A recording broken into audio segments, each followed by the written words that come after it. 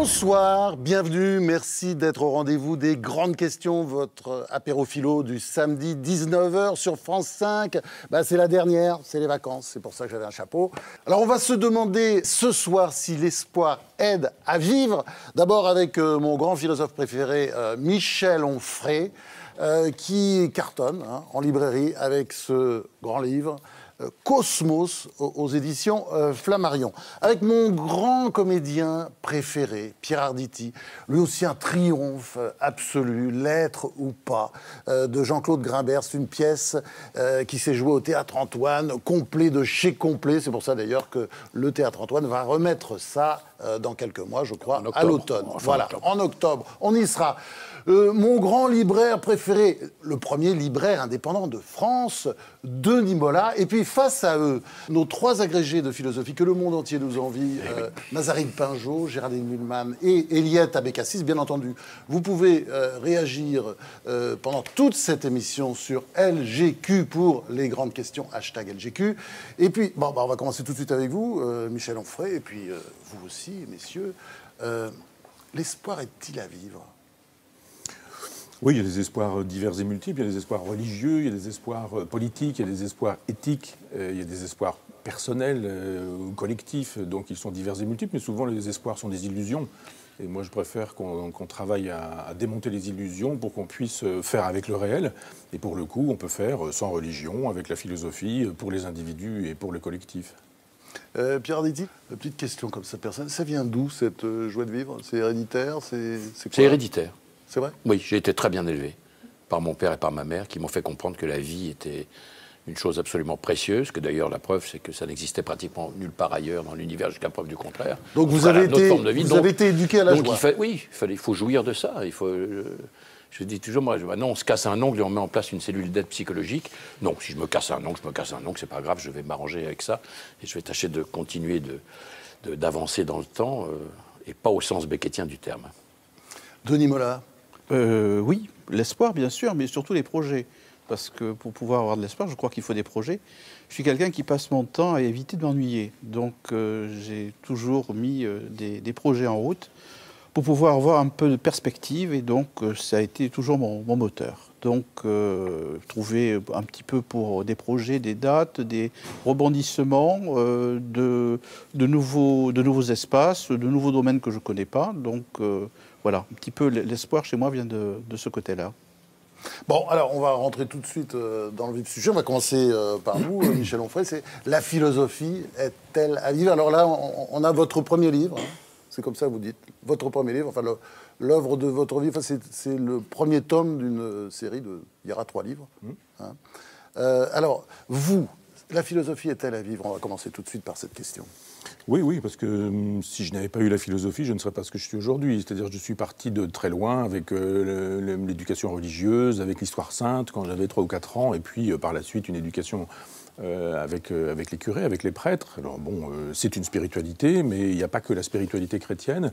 Et quand j'ai découvert la philosophie, ça a été vraiment une ouverture sur la totalité du monde. D'abord, on pouvait être moral sans être chrétien, on pouvait croire à des valeurs sans croire en Dieu, on pouvait construire son existence en ayant souci plutôt de la réalité terrestre plutôt que d'un avenir céleste. Et j'avais 14, 15 ans quand je lisais des choses diverses et multiples, des poètes, de la psychanalyse, de la sociologie, etc. Et ça a été vraiment une forte attirance jusqu'au coup de foudre avec Lucien Gerfagnon. Donc ça, c'est un prof sur lequel vous allez tomber, qui va changer votre vie. Oui, j'ai 17 ans, je rentre à l'université et j'ai devant moi ce monsieur qui nous fait un cours sur Lucrèce et je tombe des nues, d'abord parce qu'il est brillant, intelligent, drôle, malin, cultivé et qu'il rend Lucrèce vivant, présent. Et puis ensuite, parce que c'est un continent, quoi. La philosophie pré-chrétienne, on va dire que je découvrais le fil à couper le beurre, mais je veux dire, la philosophie pré-chrétienne me donnait l'impression qu'on pouvait penser à une philosophie post-chrétienne. Et je me disais, mais il y a tout un vivier dans cette sagesse-là, très concret, très existentiel. C'est-à-dire, c'est une philosophie qui sert à vivre, à mener une vie philosophique, pas à faire des discours, pas à faire des livres, pas à produire de la glose, mais simplement une pensée qui est là pour produire des effets dans la vie. Et puis il y a une espèce de longue parenthèse, je dirais, des pères de l'Église jusqu'à peut-être Pierre Hadot, qui est un monsieur qui a remis au goût du jour l'idée que la philosophie puisse être existentielle. Et une longue période avec une philosophie qui invite à s'éloigner du monde, à penser plutôt à partir des livres qui disent le monde que de penser à partir du monde réellement. Et j'ai lu ça parce que c'est la formation philosophique classique. Et puis à côté, avec le travail de la contre-histoire de la philosophie à l'Université populaire à Caen, j'ai découvert qu'il y avait tout un continent extraordinaire de vraie sagesse concrète. Et c'est plutôt cette philosophie-là qui m'intéresse. Mais avant de tomber sur ce grand universitaire qui était Lucien Gerfagnon, qui a publié beaucoup de livres d'ailleurs, notamment sur l'Antiquité, votre père avait préparé le terrain. Gaston Onfray, ouvrier agricole. Il y a de très belles pages sur votre père. Visiblement, le père a joué un rôle considérable, Gaston Onfray. Et il a joué un rôle considérable parce qu'il vous préparait en fait à la philosophie antique, à Virgile. Oui, parce qu'on croit aujourd'hui qu'un philosophe, c'est quelqu'un qui a lu des textes de philosophie, que c'est quelqu'un qui est capable éventuellement de lire Heidegger dans le texte, de commenter les commentaires de Heidegger, et on dit ça, c'est un philosophe. Alors que pendant très longtemps, le philosophe, c'est celui qui vivait une vie philosophique et qui pouvait n'avoir rien lu, n'assister à aucun cours, mais qui aura eu un maître, parce que ça reste quand même quelque chose d'important, la relation du maître et du disciple, celui qui sait, qui enseigne à celui qui ne sait pas, sans pour autant le dominer, mais simplement pour cartographier le monde avec lui et lui donner une boussole. Et de fait, mon père qui parlait peu, parlait fort. Quand je dis fort, c'est-à-dire qu'à chaque fois qu'il disait quelque chose, ça faisait sens. Et puis, il disait peu de choses, mais des choses majeures. Donc sur les étoiles, sur les anguilles, je parle de toutes ces choses-là. Oui, il est mort dans vos bras, alors que vous regardiez les étoiles, vous regardiez le ciel. Enfin, pas les étoiles, parce que le ciel était couvert. Oui, c'était des choses qui m'enseignaient, par exemple le ciel, les étoiles, la lumière qui était partie il y a des millions d'années, qui nous arrivait seulement maintenant. L'étoile polaire, qui était la dernière couchée, la première levée, qui était toujours là, qui indiquait le nord, etc. Donc sans le savoir, il me donne un cours sur le temps. Pas besoin de l'esthétique transcendantale de Kant pour avoir un cours sur les formes a priori de la sensibilité, c'est pas son truc. Oui, alors Cosmos, c'est comment dire, un chant, un hymne à la nature, au ciel étoilé. Et puis on découvre, vous parlez beaucoup d'animaux, il y a beaucoup de bêtes. Et il y a notamment ces anguilles. Ces anguilles que votre père vous montrait et que vous pêchiez d'ailleurs du côté du lavoir, de la rivière, la Dive. Oui, je ne les pêchais pas vraiment parce que j'ai jamais été pêcheur, mais simplement on jouait avec, on soulevait les pierres et on les trouvait. Petites anguilles, les grosses s'enfouissent dans la vase, on les voit jamais. Elles sont lucifuges, comme on dit, c'est-à-dire qu'elles détestent la lumière, elles n'aiment pas la lumière. Et ces anguilles, mon père m'avait expliqué qu'elles venaient de la mer des Sargasses, très très loin. 6000 km. Voilà, 6000 km, et qu'on ne savait rien des anguilles. On ne savait pas comment elles se reproduisaient, comment elles copulaient, de quelle manière toutes ces choses se passaient. Mais enfin, toujours est-il qu'elles revenaient de la mer des Sargasses à mon petit village natal, et puis qu'elles repartaient pour pondre et mourir dans la mer des Sargasses. Donc de la même manière qu'il m'enseignait le temps avec les étoiles, il m'enseignait l'espace, une espèce de géographie poétique avec les anguilles. Il y a quelque temps, je suis allé faire des conférences en Colombie, et le pilote m'avait reconnu, m'a fait passer dans l'avion, on a passé 3 heures dans le cockpit. Et à un moment donné, on a survolé la mer des Sargasses. Et c'est un endroit extrêmement magique, parce que d'un seul coup, on se dit, elles sont parties de cet endroit, et elles arrivent un peu partout, y compris dans mon village d'enfance, à Chambois, dans la Dive. Donc oui, mon père ne disait pas « je vais te donner une leçon », il ne me disait pas « je vais t'expliquer le temps, je vais t'expliquer l'espace, je vais t'expliquer la vie, je vais t'expliquer les cycles, je vais te raconter Virgile ». Il avait même jamais probablement entendu parler de Virgile, encore que l'école qui était l'école républicaine de l'époque permettait à des enfants d'entendre parler de Virgile. Et il me transmettait ça simplement, naturellement, en vivant, en étant un exemple, justement. D'où l'intérêt que j'ai pour les philosophes qui vivent des vies philosophiques plutôt que pour ceux qui font des gloses, et pour les philosophes qui nous invitent à retrouver le monde plutôt qu'à l'éviter en nous disant « lisez le texte qui dit le monde et vous verrez, c'est nettement plus intéressant ». Et il y a des philosophes, il y a un nombre considérable de philosophes qui nous invitent à retrouver le monde. En fait, c'est une chance d'avoir été élevé dans la nature. Ah oui. Et je le mesure quand je vois des enfants qui... des gamins ou des gamins des banlieues qui n'auront connu que le béton, le bitume, le gaz carbonique. Comme Pierre Arditi, par exemple, rue des Martyrs, à Paris. Oui, mais non, mais est-ce que le texte qui est dans votre livre sur votre père est celui que je connais? Non, c'en est un autre. Parce qu'il y a ce texte sur le père d'Onfray que j'ai lu, moi, qui est un chef-d'œuvre, qui est très bouleversant d'ailleurs, parce qu'on voit bien que son père est un phare, comme le mien était un phare. Et c'était un phare campagnard, peut-être. Mais en fait, il a été très bien élevé lui aussi, puisqu'au fond, son père ne lui a pas donné les leçons de philosophie. Il lui a dit le monde. Il lui a simplement dit le monde, comme il pouvait le dire lui. Et ça a illuminé l'enfant qu'était Onfray. Et mon père a fait exactement la même chose avec moi. Il m'a dit le monde. Et je n'ai jamais oublié ça. Je ne peux pas l'oublier. Et c'est pour ça que j'ai été si bien élevé. C'est qu'à un moment donné, il m'a rendu curieux de tout, mon père. Absolument de tout. et y compris quand je n'étais pas d'accord avec lui, peu importe. Il m'a raconté le monde comme personne ne pouvait le raconter à sa place. Donc c'est ça, d'une certaine manière, l'éducation. C'est ça. Alors après, qu'est-ce qui est la philosophie, qu'est-ce qui n'est pas, je ne sais pas. Moi, j'en ai pas fait de la philosophie. Je regrette, parce que chaque fois que je viens dans cette émission, que j'entends parler des gens aussi intelligents que vous, je ne veux pas de complexe, je n'ai pas de raison d'en faire. C'est autre chose, mais en même temps, il y a des cases qui me manquent et ça m'emmerde. Et je ne vais pas avoir le temps de les remplir, ces cases-là. Je les remplirai autrement, mais c'est pas grave. Mais ceci étant, voilà. Donc moi, effectivement, mon père était un urbain. Mais comme il était peintre, évidemment, quand il s'agissait d'aller peindre dehors, ce qu'il a fait aussi dans sa vie, il ne m'emmenait pas parce que moi, j'aimais pas ça. Donc il me laissait, quand il m'a dit le monde, il me le disait sur le macadam, et c'était aussi beau que si j'étais dans la campagne. Et Denis Mola, alors vous, est-ce que vous avez un père comme Gaston Onfray et Georges Arditi? Le grand mystère, ça a été pour savoir comment je me suis retrouvé dans la librairie. Je suis la 4e génération, une famille un peu particulière, parce que généralement, au bout de 4 générations, il y a une centaine de descendants. Je me suis retrouvé tout seul, fils unique, petit-fils unique, pas de cousin, pas de frère, pas de sœur. Et j'ai fait mes études de médecine, d'ailleurs, je suis toujours inscrit au tableau de l'ordre. Et du jour au lendemain, il y a eu quelque chose de mystérieux. Je me suis retrouvé dans la librairie, un 1er avril, une date un petit peu particulière, et puis les choses se sont passées comme ça. Donc c'est le grand mystère que j'ai toujours pas expliqué avec mon père. Donc cette fibre familiale autour du livre depuis, pour l'année prochaine, 120 ans. Alors, Michel Onfray, je vais vous laisser maintenant entre les mains d'Eliette Abécassis. Alors, une question philosophique. Donc, dans votre livre Cosmos, vous défendez l'inscription de l'homme dans le monde. Est-ce qu'on peut fonder une éthique sur une ontologie? C'est-à-dire, est-ce que, parce que les choses sont telles qu'elles sont, est-ce qu'elles doivent être telles qu'elles sont? C'est-à-dire, est-ce que, effectivement, parce que l'homme est inscrit dans le monde, est-ce qu'il peut tirer des lois morales de son inscription dans le monde? Ou au contraire, est-ce qu'il faut sortir l'homme du cosmos pour arriver à définir une éthique? Moi, je pense qu'on peut proposer une sagesse à tout le monde, pas aux agrégés de philo, je ne le dis pas à votre endroit, hein, je veux dire, mais les gens comme Pierre qui dit, moi, je n'ai pas fait d'études de philo, je veux juste dire à des gens... un peu dépassé, là, d'ailleurs. Là, je suis barré. Non, mais... Merci, Eliette, hein, c'est très, très sympa. Je vous filerai un cours. Après l'émission, vous me refilerez un petit cours, hein, je pourrais rentrer à la maison en roulant des mécaniques. Non, on peut proposer une sagesse à tout le monde. C'est ça qui m'intéresse, moi. C'est que le chauffeur de taxi, que le paysan, que le chômeur puissent y trouver leur compte et qu'on évite les mots compliqués, aussi bien vous que moi. Moi aussi, je fais un usage de mots trop compliqués. Est-ce que cette sagesse, c'est celle de la nature? C'est celle que nous enseigne la nature? Pour répondre à votre question, je pense que les écologistes ont fait un travail extrêmement intéressant parce qu'ils ont fait de la nature un problème. De René Dumont jusqu'à aujourd'hui, on est passé d'un franc mépris de la nature à cette idée que la nature est en danger, qu'il faut la préserver, etc. Et ça, c'est une bonne chose. Je voudrais juste qu'on élargisse en disant mais la nature est dans le cosmos aussi. Encore un effort pour considérer que nous ne sommes pas le centre du monde, même si ça peut partir de soi, mais on n'est pas le centre du monde, on est dans la nature et la nature est dans le cosmos.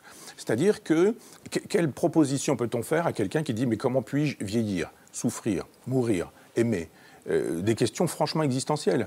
Et Sénèque y répond dans l'Antiquité, Marc Aurèle y répond dans l'Antiquité, Montaigne, etc. Plein de philosophes répondent à ces questions-là. Donc on peut proposer une sagesse aux gens en leur disant « vous êtes mortels ». C'est-à-dire que faire son deuil, comme on dit, moi je ne crois pas qu'on fasse son deuil, c'est le deuil qui nous fait, mais on ne fait pas son deuil. Mais faire son deuil, c'est trop tard, si on n'a pas compris que justement on était mortels, qu'on était inscrit dans un cycle qui faisait que quand on arrive, on est là pour partir. Donc effectivement, on ne donne pas de leçons aux enfants en leur disant « tu es mortel ». C'est pas une catastrophe. Et expliquer que le néant dont nous venons ne nous fait pas peur et que le néant vers lequel nous allons ne doit pas nous faire peur non plus. On est entre deux néants, mais de toute façon, ce sont les consciences qui font le néant.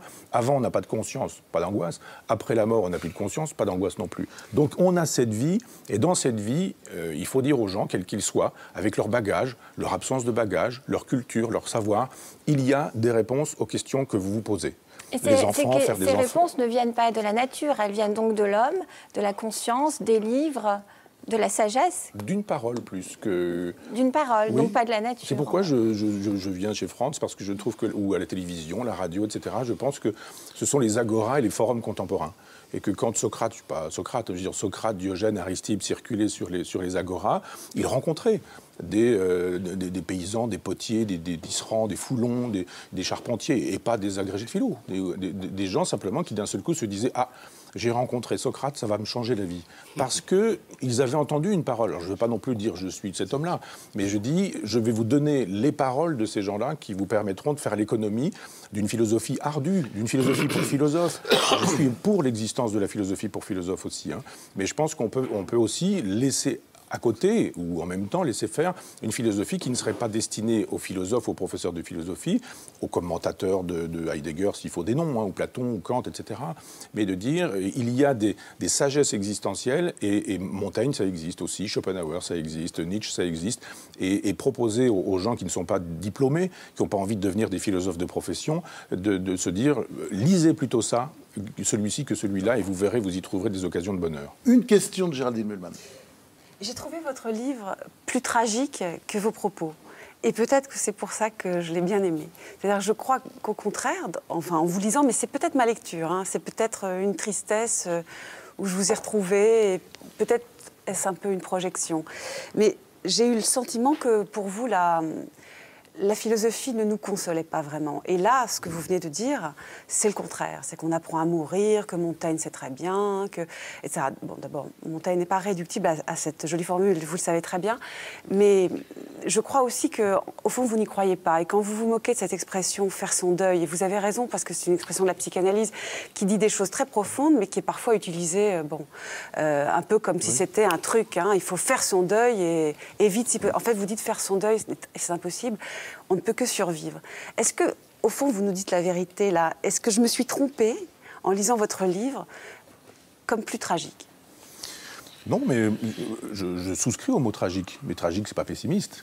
Le tragique, alors l'optimiste voit le meilleur partout, le pessimiste voit le pire partout, le tragique voit le réel tel qu'il est.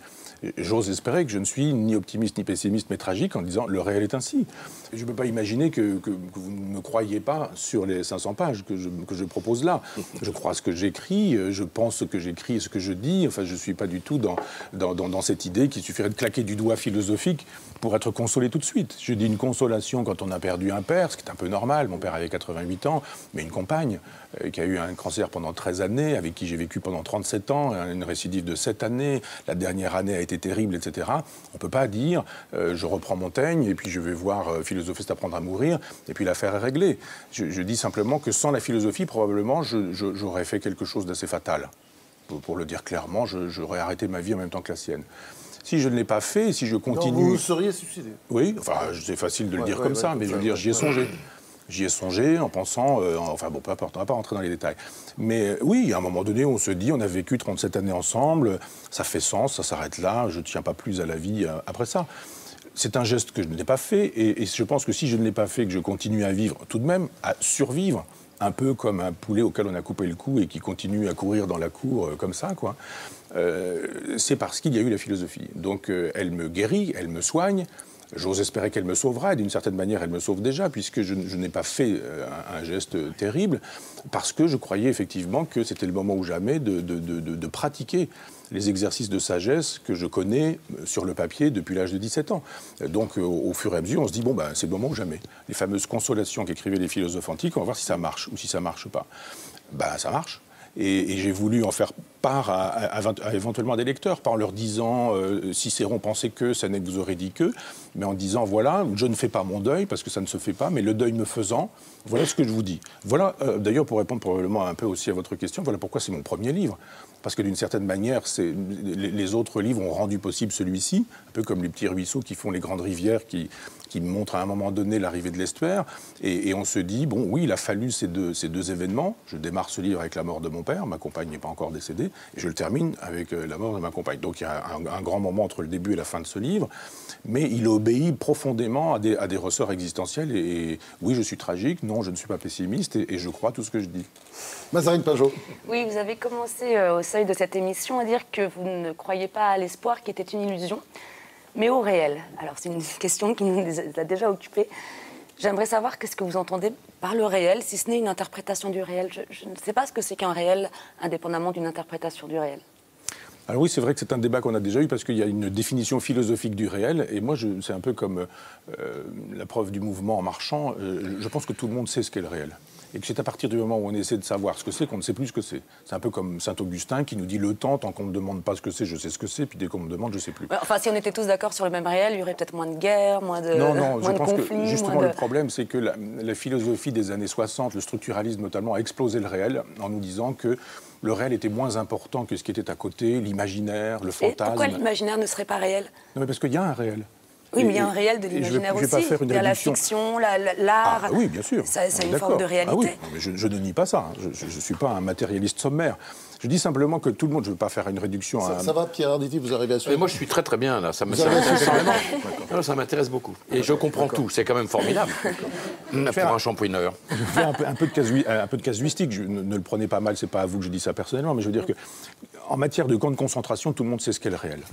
On rigole plus. Il y a juste des négationnistes, des révisionnistes dont chacun, j'ose espérer, chacun sait qu'il délire. Donc il y a un moment donné où il faut arrêter de dire le réel, on ne sait pas ce que c'est une construction imaginaire, c'est un fantasme, c'est une production théorique. Il y a sans doute quelque chose qui est de l'ordre du commun, mais néanmoins, ensuite, il y a des interprétations, il y a une médiation de... Mais, alors, je réponds en une phrase, si vous voulez. Ne serait-ce que le rapport sensible au réel est différent chez les uns et chez les autres. Donc comment définir un réel? Je vous le dis en un mot, le réel, c'est ce qui advient. Après, on peut s'entendre. Ce qui advient, ça se perçoit. On a une culture, on n'a pas de culture, on a une jeunesse, on a une vieillesse, on a des parents ceci, on a des parents cela, etc. Donc évidemment, ce qui advient est vu, est lu, est dit. À travers une culture. Oui, bien sûr. Des lectures, etc. Donc si on s'entend sur l'idée que le réel, c'est ce qui advient, c'est déjà la définition minimale. Plutôt que de dire, par exemple, le réel, c'est un imaginaire. J'entends Manuel Valls nous parler l'autre jour en campagne du sentiment d'abandon. Comme si en campagne, on n'était pas abandonné. Évidemment qu'on est abandonné. Faites un tour avec votre téléphone portable, vous verrez que la fracture numérique, elle existe ici. Comme jadis, on a parlé du sentiment d'insécurité, la gauche notamment.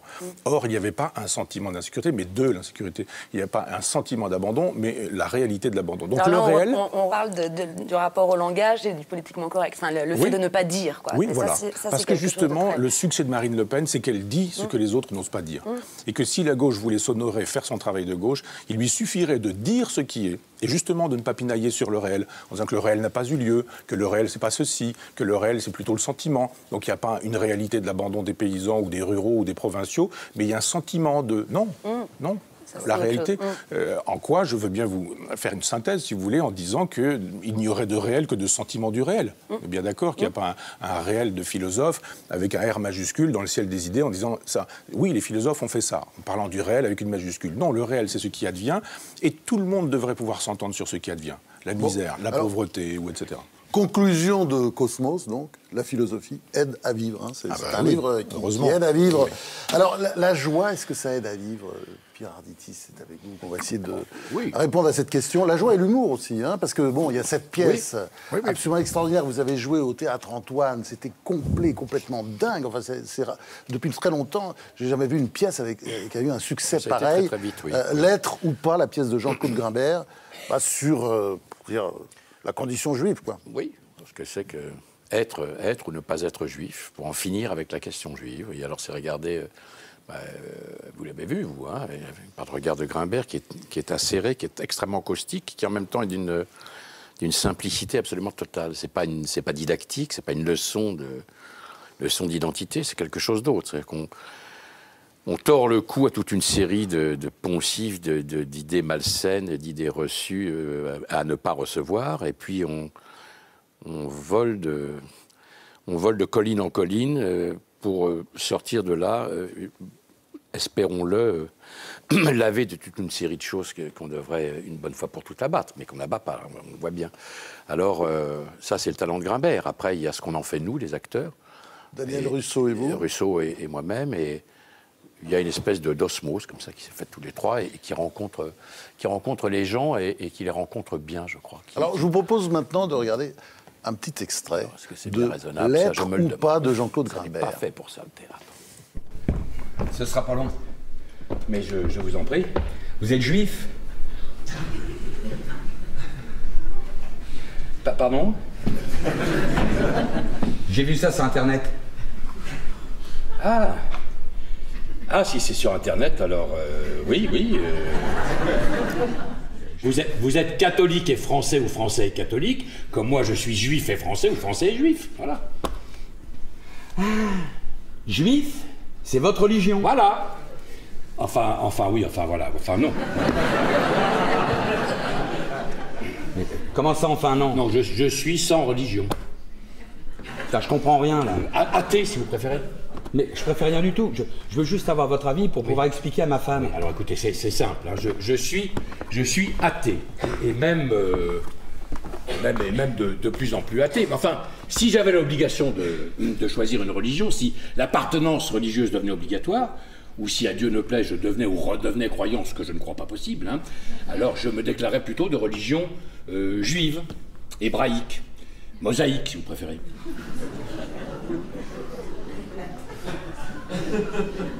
Je comprends pas un mot de ce que vous racontez. Alors Pierre Arditi, on va être privé pendant quelques mois de L'être ou pas de Jean-Claude Grimbert. Ça prend quand? Ça reprend pour une série courte, hein, il y aura une trentaine de représentations entre le 27 octobre et le 18 décembre. Mais on ne peut jouer que 4 fois par semaine, puisque moi, à ce moment-là, je jouerai une pièce de Florian Zeller au Théâtre Édouard VII à 21h. Donc je ferai ce que fait mon copain Russo, je prendrai une moto et j'irai faire le... C'est incroyable, 2 pièces dans la même soirée. Oui, mais c'est pour vaincre, non pas ma peur de la mort, parce que j'en ai pas peur, ça m'emmerde simplement, c'est tout. Ça vous emmerde. Je suis comme Proust, ça m'embête de devoir quitter tout ça. Ça m'ennuie, j'ai pas peur. Et je sais bien que je n'avais pas de conscience tant que j'étais pas là, et que j'en ai une pendant que je vis, et que j'en aurais plus une fois que j'aurais disparu. Mais c'est ce qui m'a terrorisé. Un jour, j'ai demandé à ma mère, c'est quoi la mort? Elle m'a dit, mais c'est rien du tout. C'est comme quand tu dors, mais tu rêves plus. Et cette femme admirable, qui est la femme de ma vie, pensait m'avoir rassuré, m'a terrorisé pour le restant de mes jours, donc je ne dors plus. Voilà, bon, donc voilà. Après, voilà. Qu'est-ce que je fais? Ce qui vous aide à vivre, c'est la joie, c'est l'humour et c'est aussi le travail. C'est le travail, c'est le... Quand on rentre en scène, on a l'impression qu'on embrasse... on entre en scène pour embrasser le monde. On a l'impression d'ailleurs qu'on le tient dans ses bras quand on est un peu en forme. Donc on peut faire ce qu'on veut avec le monde. On est sur une petite marche qui domine les autres de 50 cm. On regarde les autres dans le blanc des yeux, qui vous regardent aussi, et on les serre dans ses bras, et ils vous regardent comme si vous étiez Dieu. Et si vous êtes très en forme, vous êtes Dieu. Très momentanément, mais vous êtes Dieu. Et je suis athée, effectivement, moi aussi. Donc c'est... Qu'est-ce qui fait que ça va et que ça me fait si mal de penser que ça s'arrêtera? C'est parce qu'au fond, je suis très heureux. Et que ce que je m'étais promis vers 16-17 ans, que j'ai perdu de vue, ce qui est normal, pendant un moment que j'ai retrouvé avec le temps, eh bien, je le serre dans mes bras et je n'ai aucune envie qu'on m'en dépossède, même si je n'en aurais plus conscience, allez savoir. Je suis athée, je ne crois pas, mais j'en suis pas sûr, comme dit l'autre. Alors on verra bien. Je n'ai pas peur de ça, ça m'ennuie, ça me désespère, et pourtant la vie me fait espérer qu'il n'y a rien de meilleur au monde. Donc je ne sais pas comment il faut dire ça, je ne sais pas où est la philosophie là-dedans, il y a simplement que des états d'âme et ma manière d'appréhender un réel qui n'est que le mien et la façon dont je l'interprète moi-même. Alors vous êtes une incarnation vivante de la joie de vivre. Mais alors comment on fait pour être Arditi, pour être un Arditi? Tout le monde a envie d'être un Arditi. Non, grâce à Dieu, il y a des gens qui ont envie d'être autre chose, c'est-à-dire eux-mêmes, et ils ont bien raison. Non, moi je me reconnais d'être à peu près, en gros, arrivé en partie à ce que je m'étais dit que je serais. C'est pas parfait, il s'en faut même de beaucoup, mais enfin bon, il y a des choses que j'ai réglées avec moi-même, et puis même au niveau de ce que je suis capable de faire maintenant comme acteur, que j'étais incapable de faire il y a 30 ans, c'est mieux, mais simplement parce que le premier matériau de l'acteur, c'est la vie, d'une manière encore plus précise, c'est la sienne, et quand on sait, c'est Stanislavski, moi j'invente rien, quand on sait se servir de soi, et de mettre au service de cet autre dont on ignore tout, mais qu'il faut quand même incarner, tout en mettant le psychodrame à la poubelle, parce que ça, on s'en fout. Les larmes d'Arditi n'ont aucun intérêt, mais les larmes du personnage sont intéressantes. J'ai beau ne pas croire au dédoublement de l'acteur, je pense qu'on passe sa vie à jouer des petits morceaux de soi qu'on met au service d'un autre dont on ignorerait tout. Ce qui est évidemment faux, parce qu'évidemment, on passe sa vie à se jouer soi-même. Quand on est acteur, évidemment, mais on voit bien la même chose pour tous les autres. Simplement, l'avantage des acteurs sur les autres, peut-être, c'est que eux, quand ils jouent, ils le savent. Vous êtes philosophe. Pas du tout. Je le regrette profondément. Une raison... Non, mais ça me passionne. Je passerai des heures à vous écouter parler. Une autre raison d'être heureux pour vous, je vais vous laisser entre les mains de Géraldine Mühlmann. Et vous pensez que ça, ce serait une... il y en a beaucoup qui aimeraient à votre place. C'est une promesse ou une menace? J'aimerais comprendre. Ça fait super. Vous venez de dire que la vie vous a aidé à devenir encore un meilleur comédien?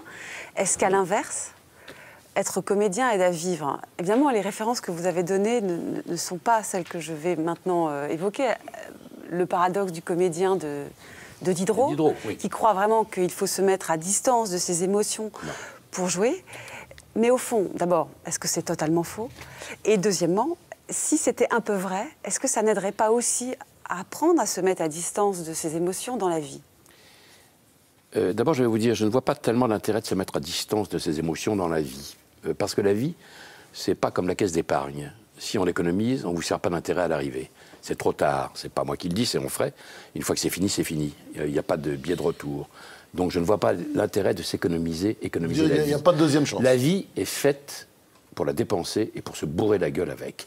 Si on n'a pas fait ça, on a perdu son temps, ça ne sert absolument à rien. Quand je rentre en scène, si les gens pouvaient savoir à quel point ce qui rentre en scène, c'est moi, ils n'oseraient même plus me regarder. Voilà. Mais seulement, je ne leur dis pas, puis je fais en sorte qu'ils aient l'impression que c'est l'autre qui rentre en scène. Comme disait Borges, dans tout homme, il y en a deux, et le vrai, c'est souvent l'autre. Ben, voilà, c'est un petit peu ça que c'est un peu ça que je vis. Alors maintenant, se tenir à distance de ses propres sentiments, je connais des acteurs, pas mal, pas mauvais d'ailleurs, qui font ça. Il y a quelque chose qui ne les emmène pas au bout de ce qu'ils devraient produire d'eux-mêmes. Et donc, je ne crois pas à ça. Pour avoir lu Constantin Stanislavski, moi, je n'ai pas fait de philo, mais j'ai lu cet homme admirable. C'est le précurseur de l'Actor Studio. Use it, sers-toi de toi pour aller vers cet autre dont apparemment tu ignores. Et c'est le contraire de Diderot. C'est exactement le contraire de Diderot. Mais j'adore Diderot, hein, formidable. Je l'ai un peu lu aussi. Je ne crois pas à cette version-là. Non, parce que je suis désolé, un acteur digne de ce nom est quelqu'un d'absolument infréquentable. Je le crois. Parce qu'il passe son temps à aller chercher à l'intérieur de lui-même des matériaux marécageux que les autres s'ingénient à enfouir pour ne pas savoir qu'ils les contiennent. Moi, on me paye, et quelquefois très bien d'ailleurs, pour les extraire, les extravertir et nourrir cet autre, cette sculpture imaginaire, réelle, pas réelle, peu importe, auquel les autres doivent absolument croire, et si je ne leur fais pas croire, je fais mal mon métier. Donc je suis exactement dans la démarche inverse. Mais on a le droit de ne pas faire comme moi, absolument. Mais chaque fois que j'ai vu des acteurs, je n'en citerai aucun, que j'estime profondément, et qui sont quelquefois même, quand ils le veulent bien, des grands acteurs, c'est parce qu'ils ont franchi cette frontière qu'en général, ils s'interdisent. Moi, je ne me l'interdis pas. Chacun fait comme il veut. Et par ailleurs, la figure de l'acteur engagé que vous êtes, mais comme celle de l'intellectuel engagé, est-ce qu'elle n'est pas complètement démodée maintenant? Je veux dire, il y a quelque chose... Excusez-moi, je ne voulais pas que ce soit aussi violent comme formule. Mais il y a quelque chose, justement, dans la posture, un petit peu, qui ne marche plus. Vous voyez, indépendamment de la sincérité, parce que je crois à la sincérité, autant des acteurs engagés que des intellectuels engagés. Écoutez, je ne sais pas si je suis un acteur engagé. Je suis un acteur et je suis un citoyen. Donc, comme tous les citoyens, j'ai le droit de penser des choses. Alors, il se trouve que je suis aussi un homme public. Est-ce que c'est bien, est-ce que c'est pas bien? C'est comme ça. Donc, de temps en temps, je ne peux pas m'empêcher de dire ce que je pense, parce que je l'ai toujours fait. Est-ce que c'est bien important? Quand j'étais plus jeune, nettement plus jeune, j'avais une quarantaine d'années, je m'exprimais à tout va, bien, mal, on était là, on m'érigeait comme une espèce de bannière. Là, pour ce coup-là, je me suis beaucoup mis en retrait, ou de temps en temps, quand vraiment il faut monter au front, mais parce qu'il y a un côté comme ça, gauche de Saint-Germain-des-Prés en Cachemire, ce que je suis d'ailleurs, tant pis, c'est comme ça, personne n'est parfait, mais le côté Arditi pense ça, donc il faudrait penser ça. Non, j'ai des opinions, je les partage quelquefois avec confrères avec d'autres, peu importe, je ne les impose à personne. Je pense comme ça, mais si les autres ne pensent pas comme moi, ce ne sont pas forcément ni des crétins ni des ennemis. Ça a beaucoup évolué chez moi, parce que maintenant, curieusement, avec le temps, 30 ans plus tard, ça me gêne. Ça me gêne de voir des gens publics, dont ça n'est pas forcément le métier, c'est-à-dire pas forcément des gens, des hommes ou femmes politiques, à ce point-là, avoir l'air de dire, écoutez, il faut penser comme ça. On retombe dans le politiquement correct, et ça m'emmerde. Politiquement correct, je ne le suis pas, parce qu'il m'arrive quelquefois de défendre ou de dire que quelquefois des gens de l'autre bord ne disent pas forcément des choses stupides et qu'on pourrait éventuellement s'en inspirer sans pour autant déchoir à ses convictions profondes. Mazarine Pinjot. Oui, alors vous savez qu'il y a une très belle métaphore de la sagesse, justement, dans philosophie antique, sous la plume d'Épictète, qui est celle du comédien. Alors, je vais vous lire la phrase dans le manuel. Rappelle-toi, alors je vais moins bien le dire que si c'était vous qui le lisiez. Tu es un acteur dans un drame tel que le veut l'auteur. Court, s'il le veut long, s'il le veut long. S'il veut que tu joues un mendiant, c'est pour que celui-là aussi, tu le joues avec talent. De même, s'il s'agit d'un boiteux, d'un magistrat, d'un simple particulier. Ce qui te revient en effet, c'est de bien jouer le rôle qui t'a été donné, mais le choisir, c'est l'affaire d'un autre. Alors, effectivement, la sagesse, c'est d'arriver à bien jouer son rôle. Mais quand on est un comédien, comment on fait, puisque quel est son rôle? Le premier des devoirs d'un acteur, c'est quand on accepte d'incarner un personnage, c'est de devenir son avocat, quel que soit ce personnage, ou alors il ne faut pas le jouer. Hein, ça, c'est la première des choses. Les acteurs qui rentrent en scène et qui tout d'un coup découvrent qu'éventuellement ce rôle serait moins payant que l'autre et qui donc le dénigrent parce que tout d'un coup ils se sont dit qu'ils auraient mieux fait de choisir l'autre, sont des gens qui ne méritent pas de rentrer en scène. Je ne citerai personne, mais j'en connais. Bon, ensuite, jouer, c'est vivre. Vivre, c'est choisir. Et choisir, c'est renoncer à tout ce qui reste. Je ne peux pas vous dire mieux. Ça, c'est pas de moi, c'est d'André Gide. Mais donc votre rôle, non pas votre rôle sur une scène de théâtre, mais votre rôle à vous, Pierre Arditi. C'est d'essayer de ne pas me trahir, y compris quand ça me coûte cher. Et quelquefois, ça me coûte cher. Parce que c'est comme ça. Et que j'essaie de ne pas me trahir. Et c'est pas parce que je suis tellement irrésistible que ce serait dommage de me trahir. Non, j'essaie simplement d'être à peu près en adéquation avec ce à quoi je crois et ce que je crois être devenu. Voilà. Donc je fais la même chose quand je rentre en scène. Je vous dis, si les gens pouvaient savoir à quel point je rentre à poil, ils détourneraient le regard, parce que c'est comme ça. Mais vous voyez, quand on parle comme ça, j'ai pas de masque non plus, parce que ça m'est complètement égal. Je n'ai plus le temps de prendre des masques. J'en ai jamais vraiment eu, et maintenant j'en ai plutôt moins que jamais. Ce qui est paradoxal pour un comédien. Ou au contraire. Non, ça n'est pas paradoxal. Parce que sinon, on est dans ce qu'on appelle le carton-pâte. Si être un acteur, c'est mettre un masque figé et qui serait soi-disant l'idée de ce qu'on aurait de ce personnage, non. Quand je joue ça, là, cette pièce de Grimbert, alors il se trouve que pour des raisons en plus personnelles, je peux parler comme ça, mais il n'y a rien qui me sépare entre moi et moi. Voilà, simplement il y a un texte brillant que je ne serais pas capable d'écrire. C'est la seule différence. Il n'y a pas de... Les gens passent leur temps à mettre des masques, mais il faut se démasquer. Il faut faire comme lui.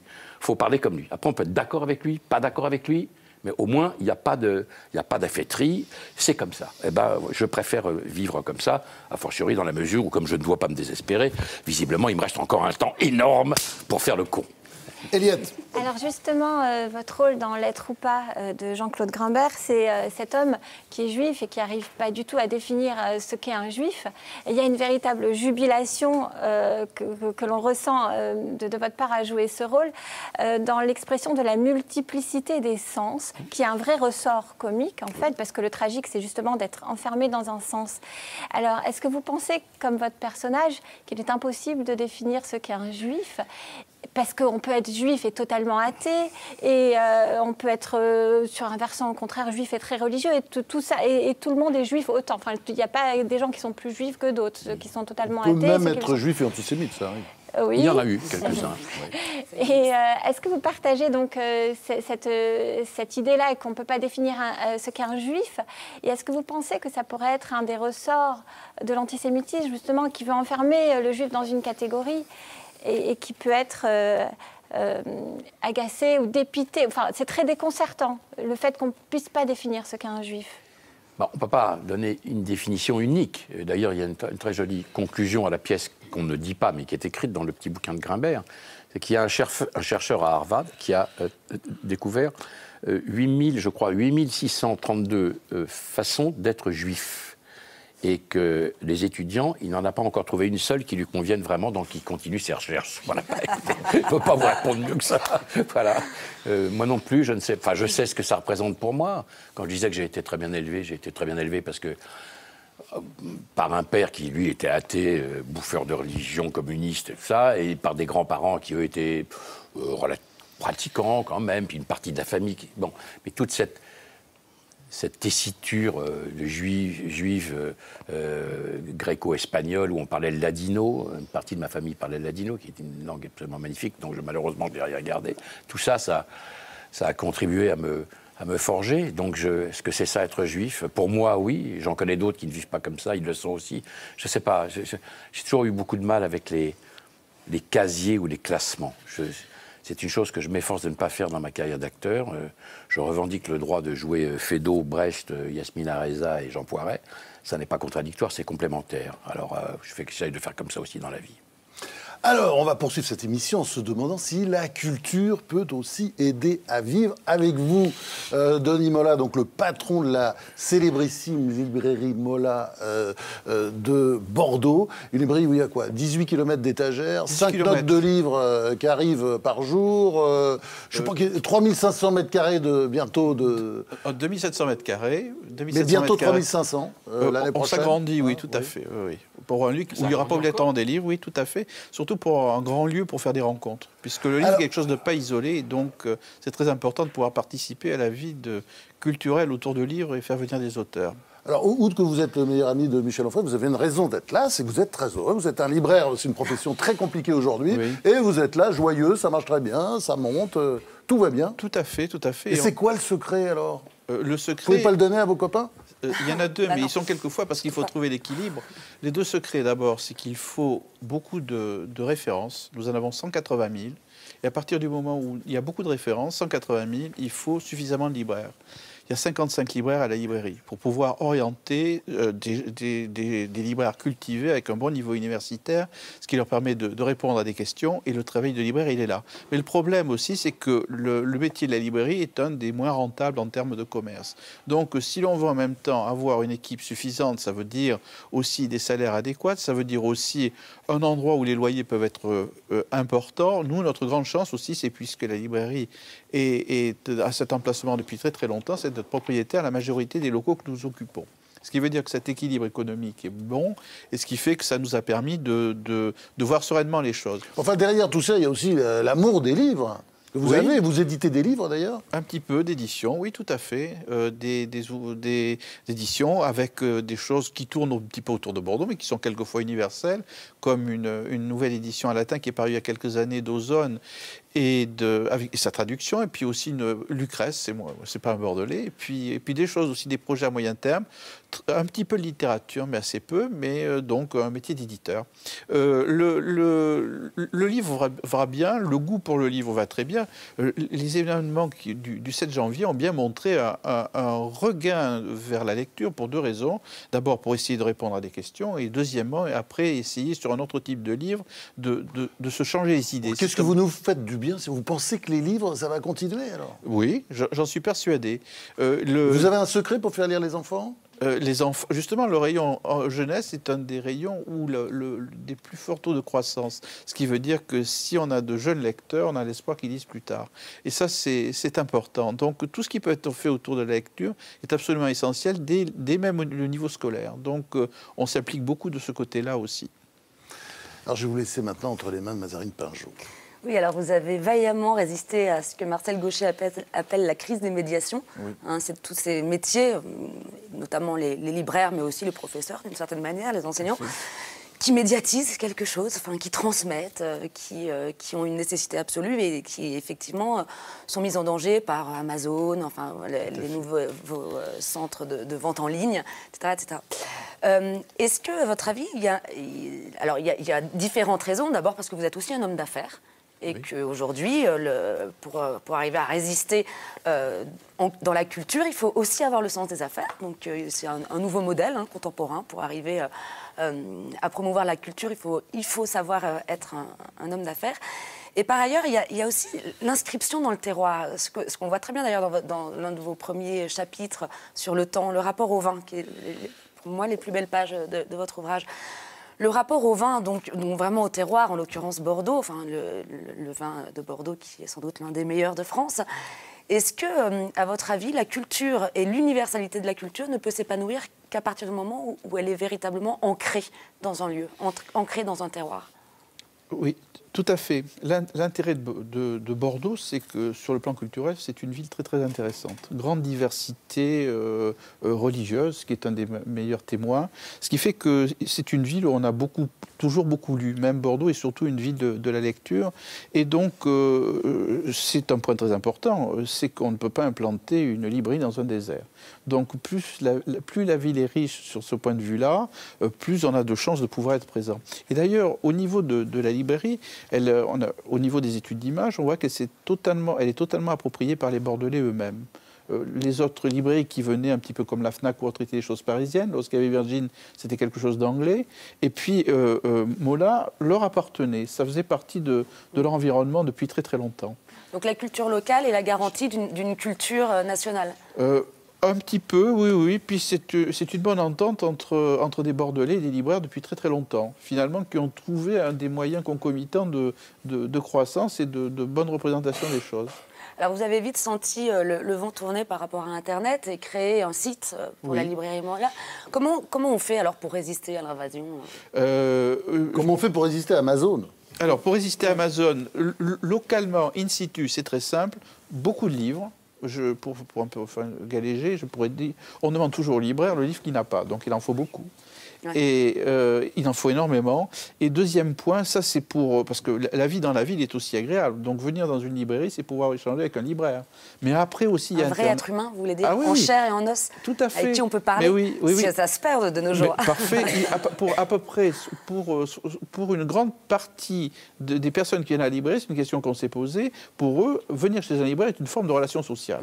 Et ça, c'est formidable. Sur le net, c'est beaucoup plus compliqué. Sinon, apporter de la valeur ajoutée avec des contenus, pouvoir faire des podcasts, des rencontres qu'il y a eu, des vidéos, etc. Les blogs qui apportent un côté sensible, c'est-à-dire la manière dont les libraires peuvent parler d'un livre, et surtout ce côté-là. Mais le côté sensible de la librairie, d'une librairie implantée dans une ville, c'est aussi formidable. Et la ville où on est joue un grand rôle, et surtout sur son évolution. Géraldine Mühlmann. Et le livre numérique, j'ai lu quelques-uns de vos propos, vous n'êtes pas tout à fait hostile à cela. Pas du Pourtant, tout, non. Certains libraires peuvent imaginer que c'est un danger pour eux.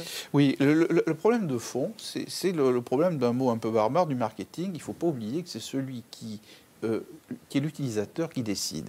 À partir du moment où le livre numérique existe et qu'il y a le souhait de certains de pouvoir l'utiliser, eh bien, ma foi, il faut reconnaître que c'est... Même si on déplore qu'on préfère le livre papier, il faut faire avec. Et c'est vrai que c'est un marché un peu ridicule pour le moment en France, 1,5%, je crois à peu près. Mais le jour où il risque de démarrer, ça risque d'être quelque chose d'assez rapide. C'est ce qu'on a connu dans d'autres pays européens où le marché s'est fait quasiment en un an. Parce que généralement, ce sont les gros lecteurs qui lisent sur plusieurs types de supports, du papier ou autre, qui sont un petit peu les instigateurs. Et donc, il faudra que la librairie française soit capable de répondre dans ce domaine pour pas que l'édition française se trouve pour seul interlocuteur Amazon, Apple ou Kobo. Donc, un libraire bien réel, il faudra aussi qu'il soit présent dans ce domaine, à mon avis. Eliade Abekassis. Est-ce que vous ne pensez pas qu'il y a un danger de googlisation des esprits et de formatage de la culture par Amazon? C'est-à-dire que Amazon, en fait, repère nos goûts et va nous proposer ce que l'on attend. Et donc, il va y avoir de plus en plus ce marketing du livre où on va faire le livre que l'on attend. Pas celui qu'on n'attend pas, qui va nous surprendre, mais celui que l'on attend, suivant des règles marketing bien précises. Donc, ça arrive déjà à une succession de clichés, de romans qui sont juste des clichés. Et ça, c'est le vrai danger, en fait, d'Amazon et de l'avenir du livre. Et au-delà de l'avenir du livre, même de l'avenir de l'idée même de la littérature, qui est là pour nous surprendre. Oui. Heureusement, il y a plusieurs choses. Il y a toujours des éditeurs qui peuvent faire valoir sur les livres qu'ils publient. Il y a même de nouveaux éditeurs. Et à ce moment-là, il y a aussi les médias qui peuvent le faire savoir. Donc, on a aussi la chance en France d'avoir un grand réseau de librairies. Donc, tout cela, de manière multifactorielle, va permettre quand même de pouvoir résister. Puis, n'oublions pas qu'il y a une chose essentielle. En France, c'est la loi sur le prix unique, quand même, qui garantit un côté créatif absolument extraordinaire. On serait dans un système de prix libre. Ça serait le marketing qui aurait tout envahi. Il y aurait quelques livres qui émergeraient et le reste qui n'existerait pas. Donc on est encore capable, un éditeur, de pouvoir, pour un premier roman, de faire des tirages à 400-500 exemplaires pour assurer une pérennité plus tard. Alors Michel Onfray, je vous regardais pendant que Denis Mola parlait, c'est-à-dire que vous êtes en admiration totale. Hein. Qu'est-ce qui vous fascine chez Denis Mola? C'est le premier libraire indépendant de France. Je ne sais pas, ça va bientôt faire 20 ans qu'on se connaît, et puis c'est mon ami, quoi. Donc j'ai ce rapport-là avec les 2 ou 3 personnes qui comptent dans ma vie et qui sont des gens que j'aime. Voilà. Mais c'est quoi sa façon de sentir aussi l'avenir de l'édition, l'avenir du livre? Non, parce que c'est pas le libraire que j'aime, c'est l'homme qui est... qui est un homme puissant, fort et fragile, et je connais les fragilités de Denis que j'aime, et voilà. Mais Mazarine disait une chose fort juste sur le fait que Denis est un chef d'entreprise, et ma gauche est un peu viscérale sur la question des chefs d'entreprise. Mais en principe, on ne vous verrait pas ami d'un grand patron qui réussit en plus. À quoi j'ajoute, qui réussit très bien. Absolument, mais à quoi j'ajoute que on peut, alors je ne dirais pas de Denis que c'est un patron de gauche, parce que ça n'a aucun sens en ce sens ou dans cette configuration-là, mais Denis a fait des choses qui sont presque proudhoniennes dans la librairie, il ne le dira pas, mais cette façon par exemple qu'il a de manière autogestionnaire de donner à chacun des responsables du rayon une responsabilité dans le choix de ses livres, un libraire en chair et en os, comme vous disiez, quelqu'un de vivant, avec son goût, etc., et qui fait son boulot dans son coin, et qui rend des comptes à la totalité, à la collectivité, mais qui est capable de faire ça. Donc il y a une façon d'être patron, bien sûr, chef d'entreprise, mais autogestionnaire, de faire beaucoup confiance aux gens. Denis est capable de déléguer beaucoup. Il est capable de colère aussi, mais on sait bien il a pas l'air, là. Non, mais une fois que la colère a eu lieu, on passe à autre chose. Il n'est pas dans le ressentiment. Denis, la chose est dite, et puis on passe à autre chose. Et il y a une humanité chez lui, plus le fait que j'ai la chance d'être de ses intimes et que c'est une chance heureuse. Pierre Arditi ? Ça s'explique pas. L'amitié, ça s'explique pas forcément. On n'explique pas tout. Il y a des moments où on est ami avec quelqu'un. C'est biologique ? En quelques secondes, parce qu'on sent que quelque chose nous attache, nous unit et nous intéresse. Les phéromones, c'est quoi ? Je ne sais rien. Je ne peux pas vous répondre. Ce que je peux vous dire, en tout cas, c'est que moi, je suis allé chez Mola plusieurs fois. Quand je tournais à Bordeaux, et je vais y retourner. C'est un lieu absolument extraordinaire, unique. Et moi, personnellement, je ne peux pas... parce que je suis un vieux con peut-être, mais je ne peux pas lire un livre sur une tablette. Pour moi, c'est absolument impossible. D'abord parce que le rapport au livre est un rapport charnel. C'est-à-dire quand on tient un livre. La première chose qui m'a fasciné quand je croisais des acteurs connus, j'étais encore un type qui n'était pas encore un acteur. J'ai vu passer un jour Jean-Pierre Cassel au sommet de sa gloire. Il était tout jeune, il était beau, il était grand. Et il avait sous la main un trésor précieux. Il avait un texte, un scénario, je ne sais pas, de pièces, peu importe. Il marchait, il était élégant, s'appelait comme un prince, il allait conquérir le monde, mais il avait surtout ça sous la main. Et un jour, moi aussi, je me suis trimballé dans la rue et j'avais ça sous la main. C'est sûr qu'avec une tablette, c'est moins chic. Mais je ne peux pas défiler comme ça, ça n'a pas de sens. Je veux pouvoir aller me perdre sur une autre page, tout d'un coup, il faudrait que je fasse comme ça, ça n'a absolument aucun sens. Donc je ne pourrais pas le lire, d'ailleurs, ce sera peut-être sur une tablette, ça sera d'autres, moi je lirai ça comme ça, mais donc là, on croise des gens, on peut parler, ils peuvent vous apprendre des tas de trucs, parce qu'évidemment, moi, encore plus que les autres, je ne lis pas assez. C'est un endroit où on pourrait s'asseoir, passer des heures, regarder des livres, se dire tiens, j'ai envie de lire ça, j'ai pas envie de lire ça. Donc moi, je crois encore. La France est un pays qui a inventé la conversation et on ne se parle plus du tout. On communique énormément, mais on ne parle pas. Moi, comme vous avez pu le constater, il faut m'abattre pour que je m'arrête de parler. Donc, à un moment donné, ça fait partie. J'aime ça. Donc, si je vais chez Mola, je vais sans doute pour découvrir et pour lire, mais aussi pour parler. Et ce que je voudrais bien faire chez vous, un jour, puisque je vais y aller dans pas très longtemps, je voudrais faire une lecture. Ah, volontiers. C'est possible. Avec plaisir. On peut faire ça. Ah, bien sûr. On va faire ça chez vous un soir. Après la journée de tournage, je viendrai lire. Vous pourriez lire d'ailleurs du Cosmos. Alors je peux lire le texte d'André sur son père qui est un chef-d'œuvre. Mais c'est l'autre, il me faut l'autre. Non, mais celui-là aussi, il y a ce qu'il faut sur lui. Voilà. Merci. Alors, je rappelle vos actualités. Michel Onfray, Cosmos, gros succès, triomphe pour vraiment mérité pour un grand livre. Ah ouais. Cosmos aux éditions Flammarion. Pierre Arditi. Triomphe aussi, pour une pièce qu'on va pouvoir revoir dans quelques mois au Théâtre Antoine. L'être ou pas de Jean-Claude Grimbert, c'est absolument formidable. On peut y aller une fois, deux fois, trois fois, avec Daniel Russo. Et mise en scène par Charles Tangeman. Et puis Denis Mola, alors lui c'est Triomphe tous les jours, voilà, un libraire qui marche, le premier libraire indépendant de France, peut-être un jour d'Europe. Enfin, ça continue toujours à progresser. Et Denis Mola, qu'est-ce que c'est que ce truc que vous portez là ? Le badge de l'anniversaire des éditions Héloïse d'Ormesson. Donc vous voyez, il y a de beaux anniversaires. Une nouvelle maison d'édition qui marche, parce que ça marche très bien. Et il y en aura d'autres, même d'autres qui vont se créer. Voilà, merci. Cette saison philo est déjà terminée. Merci à vous d'avoir été si nombreux à nous accompagner pendant cette saison. Merci à Mazarine, à Géraldine, à Eliette. Merci à Sophie, merci à Alexis, merci à Stéphane, Omar, Clara, Fabien, Éric, Jean-Louis, Nicolas, Véronique, Chloé, Pierre, Thierry, Fabienne, Charlie. Et à tous ceux que j'oublie et sans lesquels cette émission n'aurait pas été la même source de plaisir, de savoir et de joie de vivre. Et puis à bientôt pour la suite de nos aventures.